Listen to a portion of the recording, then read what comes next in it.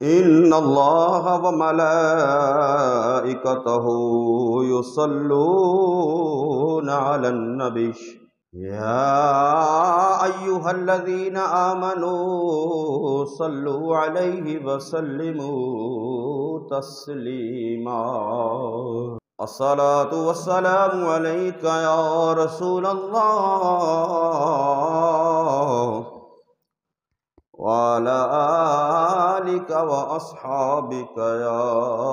خير خلق الله محمد سيد الكونين والثقلين والفريقين من عرب ومن عجم مولاي صل وسلم دائما أبدا على حبيبك خير الخلق كلهم۔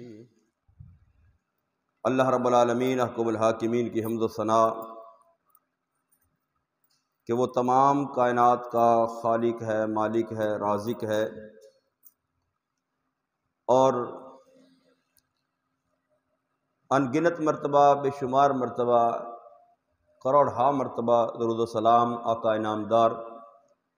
حضور مدنی تاجدار شفیع روز شمار احمد مختار حبیب پروردگار جناب محمد مصطفیٰ صلی اللہ تعالی علیہ وآلہ وسلم کی ذات بابرکات پر پیش کرنے کے بعد اللہ رب العالمین احکم الحاکمین کی مقدس اور عظیم بارگاہ کے اندر دعا ہے کہ خالق کائنات اپنے محبوب کریم صلی اللہ تعالی علیہ وآلہ وسلم کے صدقے امت مصطفیٰ صلی اللہ تعالی علیہ وآلہ وسلم پر اپنا کرم، فضل اور مہربانی فرمائے۔ عزیزان گرامی، ماہ ربیع الثانی پیران پیر دستگیر حضور شیخ سید عبدالقادر جیلانی محبوب سبحانی قطب ربانی شہباز لامکانی میرا محی الدین المعروف 11ویں والے پیر آپ کے ساتھ اس مہینے کو نسبت حاصل ہے۔ گزشتہ 2 جمعۃ المبارک جو تھے وہ موجودہ حالات کے مطابق فلسطینی بھائیوں سے اظہار یکجہتی کے لیے 2 جمعہ کے خطبات جو تھے وہ اس حوالے سے مسلمانوں کی جو اس وقت کمزوری ہے، اتحاد نہ ہونا، اللہ رب العالمین احکم الحاکمین کی بارگاہ میں یہی دعا ہے کہ خالق کائنات مسلمانوں کے اندر اتحاد پیدا فرمائے اور سب مل کے اپنے مظلوم مسلمان بھائیوں کی مدد کریں، حمایت کریں۔ اللہ اس بات کی تمام مسلمانوں کو، تمام امت مسلمہ کو، تمام مسلم حکمرانوں کو اس بات کی توفیق عطا فرمائے۔ عزیزان گرامی، اللہ رب العالمین احکم الحاکمین کے محبوب کریم صلی اللہ تعالی علیہ وآلہ وسلم چونکہ اللہ کے آخری نبی ہیں، خاتم النبیین ہیں، ختم نبوت کا تاج اللہ نے آپ کے سر پر سجا کر اس دنیا کے اندر آپ کو مبعوث فرمایا، اور تمام انبیاء سے اعلیٰ شان اللہ نے اپنے محبوب کو عطا فرمائی۔ ہر امت کے اندر کاملین لوگ گزرے، صالحین لوگ گزرے، اولیاء کرام ہر امت کے اندر، لیکن امت مصطفیٰ صلی اللہ تعالی علیہ وآلہ وسلم کہ اولیاء کی شان باقی امتوں کے اولیاء سے بلند ہے، کیونکہ جس طرح ہمارے پیغمبر اکرم صلی اللہ تعالی علیہ وآلہ وسلم خاتم النبیین جناب محمد مصطفیٰ صلی اللہ تعالی علیہ وآلہ وسلم تمام انبیاء سے اعلیٰ ہے، اسی طرح امت مصطفیٰ صلی اللہ تعالی علیہ وآلہ وسلم کی امت کے اولیاء باقی انبیاء کی امتوں کے اولیاء سے افضل اور اعلیٰ ہیں۔ خلاق کائنات وحدہ لا شریک کا واضح اعلان ہے قرآن مقدس کے اندر، فرمایا الا ان اولیاء اللہ لا خوف علیہم ولا هم یحزنون، فرمایا خبردار، بے شک جو اللہ کے اولیاء ہیں، اللہ کے دوست ہیں، اللہ کے پیارے ہیں، لا خوف علیہم ولا هم یحزنون، نہ انہیں کسی چیز کا خوف ہے اور نہ کسی چیز کا حزن ہے۔ خوف اور حزن یہ دو الگ الگ کیفیتیں ہیں۔ خوف ہوتا ہے کسی آنے والی چیز، مثال کے طور پر حالات خراب ہوں، بندہ اس کے دل میں ایک خوف پیدا ہوتا ہے، ڈر پیدا ہوتا ہے کہ پتہ نہیں آگے حالات کیسے ہوں گے، معیشت پاکستان کی خراب ہے، مہنگائی ہے، آگے حالات کیسے ہوں گے، ایک جو ہے وہ خوف پیدا ہوتا ہے بندے کے دل۔ کسی سنسان جگہ سے گزرے، وہاں دل میں خوف پیدا، پتہ نہیں میرے ساتھ کیا معاملہ ہوگا۔ تو خوف اور حزن یہ دو الگ کیفیتیں ہیں۔ خوف ہوتا ہے کسی آنے والی چیز کا، آنے والے واقعات کا، جو بندے کے ذہن کے اندر ایک ڈر اور خوف پیدا ہو جاتا ہے کہ پتہ نہیں کیا ہوگا۔ اور حزن ہوتا ہے بندے کے پاس سے کچھ چلا جائے، کچھ چھن جائے، تو وہ جو کیفیت ہوتی ہے کچھ چھننے سے، کچھ اس کے پاس سے چلے جانے سے، کسی نعمت کے ضائع ہو جانے سے، وہ ہوتا ہے حزن۔ کسی کا مال چلا جاتا ہے، کسی کی اولاد فوت ہو جاتی ہے، کسی کا کوئی نقصان ہو جاتا ہے، تو وہ جو کسی چیز کے چلے جانے سے دل کے اندر جو کیفیت پیدا ہوتی ہے اس کو کہتے ہیں حزن۔ دنیا اور آخرت کے اعتبار سے ہر بندے کے دل کے اندر موت کا خوف ہے، آخرت کا خوف ہے، ڈر ہے کہ پتہ نہیں، ہاں امید تو ہے اللہ کی رحمت سے، نبی کریم صلی اللہ تعالیٰ علیہ وآلہ وسلم کے صدقے سے کہ اللہ ہم پر اپنا کرم فرمائے گا، لیکن ایک خوف پھر بھی جو ہے وہ ایک بندہ مومن کے دل کے اندر ہوتا ہے۔ بڑے بڑے اکابرین صحابہ کرام جب موت کو یاد کرتے تھے تو ان کے جو ہے وہ آنکھوں سے آنسو جاری ہو جاتے تھے، آنکھوں سے اشک بہنے شروع ہو جاتے تھے، حالانکہ ان کے اعمال، صحابہ کرام کے اعمال کے مطابق، ان کے اعمال کے برابر آج کا کوئی بندہ اس عمل کو نہیں پہنچ سکتا، لیکن حضرت عثمان غنی کو دیکھیں، جب قبرستان جاتے تو وہاں بیٹھ کر رونا شروع کر دیتے موت کے خوف اور ڈر سے۔ تو ہر بندے کے دل کے اندر موت کا خوف ہوتا ہے، موت کا ایک ڈر ہوتا ہے کہ پتہ نہیں مرنے کے بعد میرے ساتھ کیا معاملہ ہوگا۔ وہ رب العالمین ہے، احکم الحاکمین ہے، چاہے تو کسی ایک نیکی کو قبول کر کے بندے کی بخشش فرما دے، وہ چاہے تو ساری زندگی بندے کی نیکیاں ہوں، اور کسی ایک عمل کی وجہ سے اللہ کی پکڑ آ جائے اور سارے اعمال اللہ ضائع کر دے اور اس بندے کو جہنم کے اندر داخل کر دے۔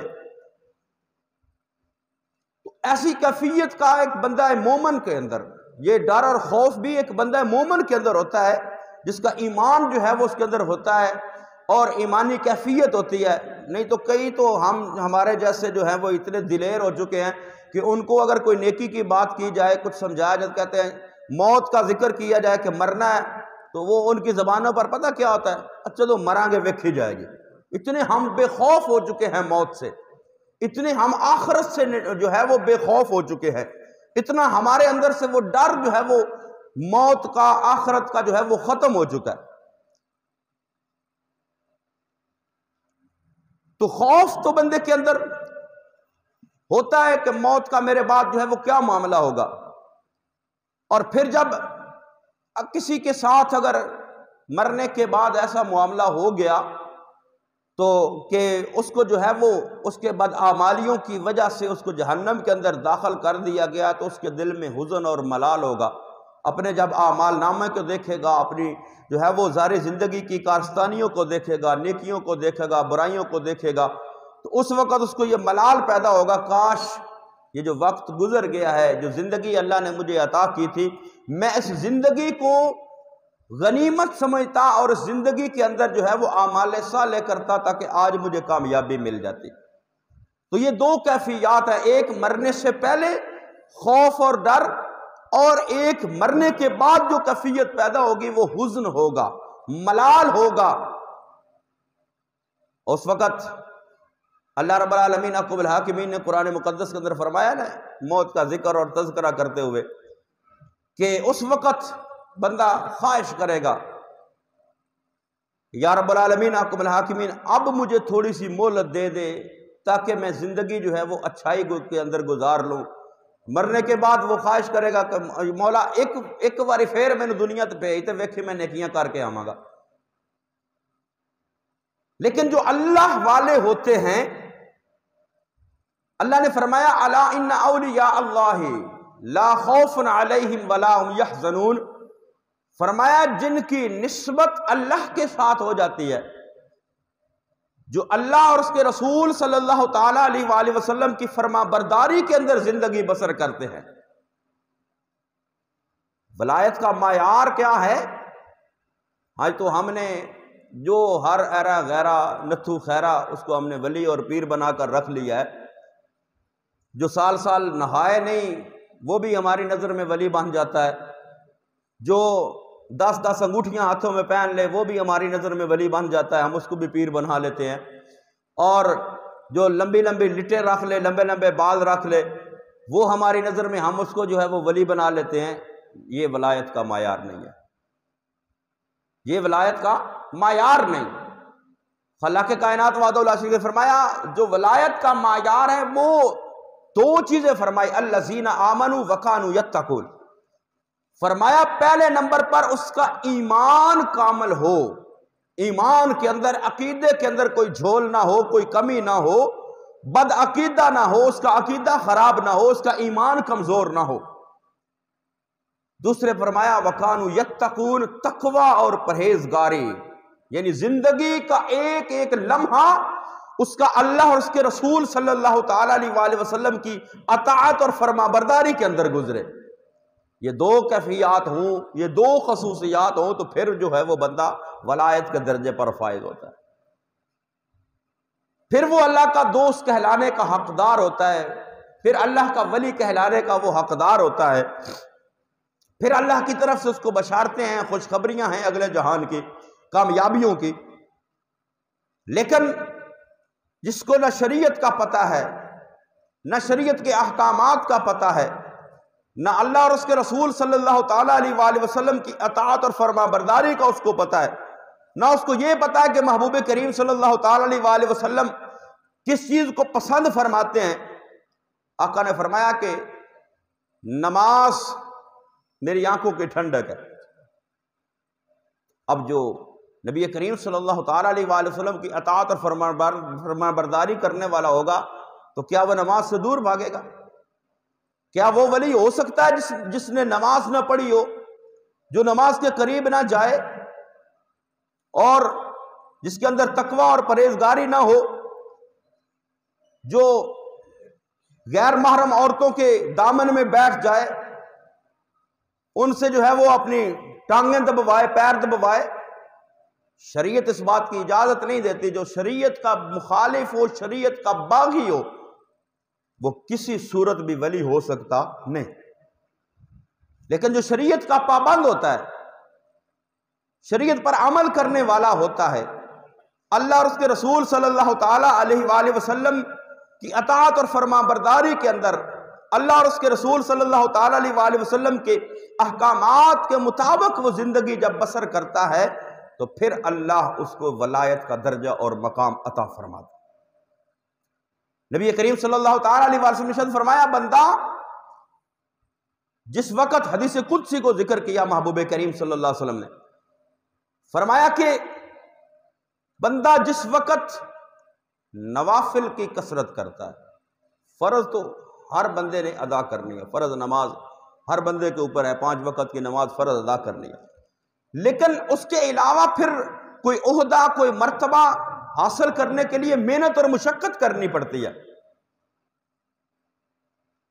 جو بچے کلاس میں اول آتے ہیں، جو ٹاپ کرتے ہیں، وہ صرف یہ نہیں ہوتا کہ بس سکول گیا، سکول میں سے جو ہے وہ 6 7 8 پیریڈ ہے وہ پڑھے اور پڑھ کے گھر آ کر بیٹھ گیا، وہ ٹاپ نہیں کرتے۔ ٹاپ وہ کرتے ہیں جو سکول میں بھی پڑھ کر آتے ہیں اور گھر آ کر بھی وہ اپنا سر جو ہے وہ کتابوں میں دے کر بیٹھے رہتے ہیں، دن رات محنت کرتے ہیں، پھر ان کی محنت کا صلہ جو ہے ان کو کامیابی کی صورت میں ملتا ہے۔ ایسے جب اللہ کا بندہ فرائض کے علاوہ نوافل کے اندر کثرت کرتا ہے، راتوں کو جاگتا ہے، راتوں کو عبادت کرتا ہے، اللہ کی بندگی اور نبی کریم صلی اللہ تعالیٰ علیہ وآلہ وسلم کی اطاعت فرما برداری کے اندر زندگی بسر کرتا ہے، تو پھر اللہ رب العالمین احکم الحاکمین اس کو بھی درجہ اور مقام عطا فرماتا ہے۔ آقا نے فرمایا کثرت نوافل کی وجہ سے بندہ جو ہے وہ اللہ کا قرب حاصل کر لیتا ہے، بندہ اللہ کا قرب حاصل کرتا ہے، اللہ رب العالمین احکم الحاکمین اس بندے کو اپنا محبوب بناتا ہے، اور جو اللہ کا محبوب بن جاتا ہے، اللہ کا پیارا بن جاتا ہے، اللہ کا دوست بن جاتا ہے، پھر اس کو دنیا کے کسی چیز کا نہ خوف ہوتا ہے، نہ آخرت کا اس کو خوف ہوتا ہے، اور نہ ہی اگلے جہان کے اندر بھی اور اس جہان کے اندر بھی کسی چیز کا حزن و ملال بھی اس کو نہیں ہوتا، کسی چیز کا حزن و ملال نہیں ہوتا۔ کچھ آ جائے پھر بھی پرواہ نہیں، کچھ چلا جائے پھر بھی پرواہ نہیں ہوتی، ان کے تاثرات نہیں بدلتے۔ اگر ان کے پاس مال آ گیا ہے، دولت آ گئی ہے، دنیا کی نعمتیں آ گئی ہیں، تو ان کو اس چیز کی پرواہ نہیں ہوتی کہ ہمارے پاس اتنا مال آ گیا، اتنی دولت آ گئی، اور اگر وہ چیز واپس چلی جائے، چھن جائے، مال دولت کا نقصان ہو جائے، تو جانے کا بھی ان کو کوئی پرواہ نہیں ہوتی، ان کی کیفیات نہیں بدلتی، کیونکہ ان کو جو ہے وہ اللہ رب العالمین احکم الحاکمین کے ساتھ جو نسبت حاصل ہو جاتی ہے، اللہ رب العالمین احکم الحاکمین جو ان کو اپنا قرب عطا فرما دیتا ہے۔ نبی کریم صلی اللہ تعالیٰ علیہ وآلہ وسلم کی امت کے اولیاء کاملین باقی امتوں کے اولیاء سے افضل اور اعلیٰ ہیں۔ اور پھر جب کسی چیز کی نسبت جسی چیز کے ساتھ ہوتی ہے تو اس کا درجہ اور اس کا مقام منسوب الیہ، جس کی طرف اس کی نسبت ہو جاتی ہے، جس کے ساتھ وہ منسوب ہوتا ہے، اس کی وجہ سے اس کا درجہ بڑھ جاتا ہے۔ کپڑا ہے ایک عام کپڑا، اس کپڑے کو جب قرآن مقدس کا غلاف بنا لیا جاتا ہے، کپڑا عام ہے لیکن وہ منسوب ہو گیا، اس کی نسبت ہوگی قرآن مقدس کے ساتھ۔ اب قرآن مقدس کی نسبت کی وجہ سے اس کپڑے کا بھی احترام ہوتا ہے، اس کپڑے کا بھی ادب ہوتا ہے، اس کپڑے کی بھی تعظیم ہوتی ہے۔ قرآن مقدس کی تلاوت کرنے والا قرآن مقدس کو کھول کر پڑھنے کے لیے جب کھولتا ہے تو قرآن چومنے سے پہلے وہ قرآن کے غلاف کو چومتا ہے۔ کیوں؟ کپڑا تو عام کپڑا لیکن قرآن مقدس کے ساتھ اس کی نسبت ہو گئی ہے، اس وجہ سے جو ہے وہ اس کپڑے کو بھی جو ہے وہ تعظیم حاصل ہوگی۔ ایسے ہی جو اولیاء اللہ ہوتے ہیں جن کی نسبت اپنے رب کے ساتھ ہو جاتی ہے، جن کو اللہ اپنا قرب عطا فرما دیتا ہے، ان کا پھر احترام اور ادب جو ہے وہ اللہ اور اس کے رسول صلی اللہ تعالیٰ علیہ وآلہ وسلم کے ساتھ نسبت کی وجہ سے ہوتا ہے۔ اور جو بندہ اللہ اور اس کے رسول کے ساتھ محبت کرنے والا ہوتا ہے پھر وہ ان اولیاء کاملین سے بھی محبت کرتا ہے، اور یہ محبت کسی دنیاوی لالچ کی وجہ سے نہیں ہوتی، کسی دنیاوی عہدے کی وجہ سے نہیں ہوتی۔ آج تو ہم جو ہے وہ ہمارا معیار ہی ہم نے تو الگ بنا لیا ہوا ہے، پیروں کے حوالے سے، اولیاء کے حوالے سے۔ ہم جو ہے وہ پیر اس کو مانتے ہیں جڑا ساڈا رشتہ کروا دے، پیر اس کو مانتے ہیں، ہم ولی اس کو مانتے ہیں جو ہمارے دنیاوی کاموں کے اندر جو ہے وہ کام آ جائے۔ حالانکہ پیر اور ولی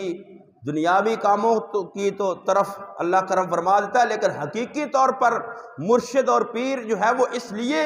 اختیار کیا جاتا ہے یہ راستہ کہ وہ ہمارا تعلق اپنے رب کے ساتھ جوڑ دیتا ہے، کیونکہ ان کا تعلق رب کے ساتھ ہوتا ہے، ان کو رب کا قرب حاصل ہوتا ہے۔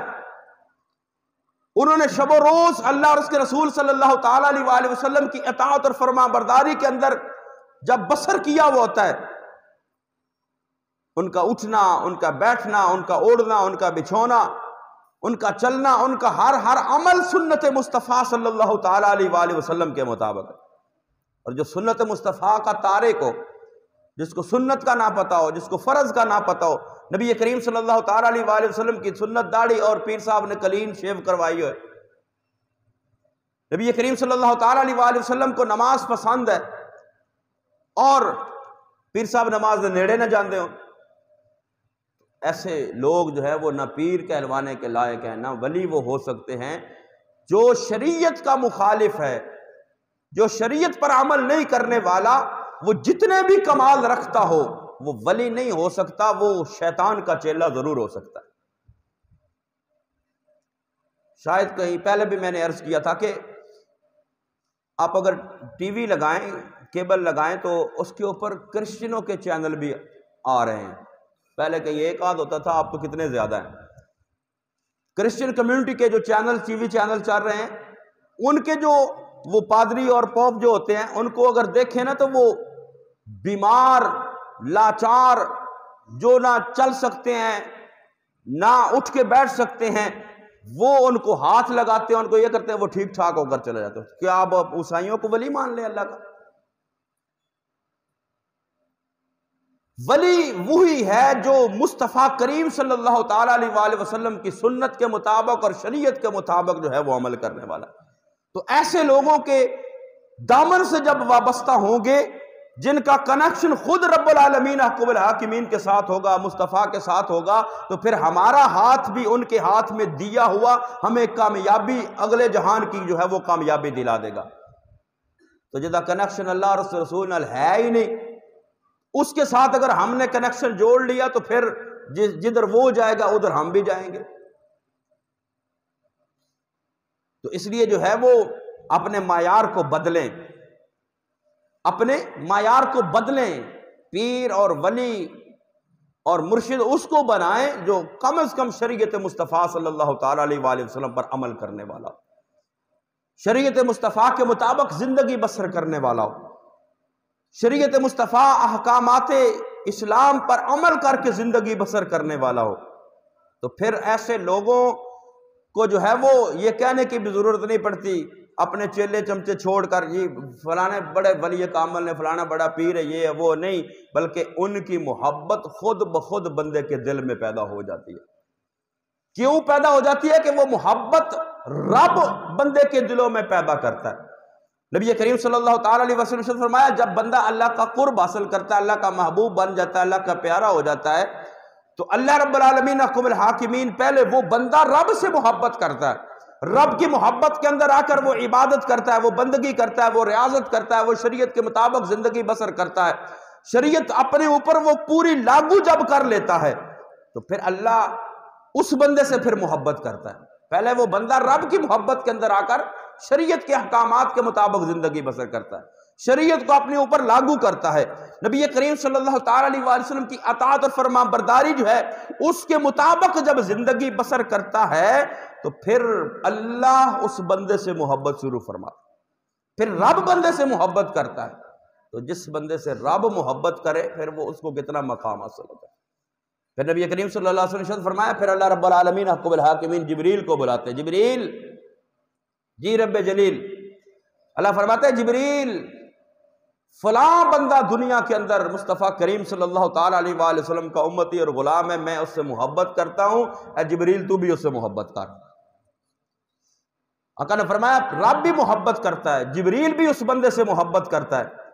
پھر اللہ فرماتا ہے جبریل آسمانوں میں منادی کرا دے، آسمانوں میں اعلان کر دے، آسمان کے اندر جتنی مخلوقات ہیں، فرشتے ہیں، دیگر جو مخلوقات آسمانوں پر رہنے والی،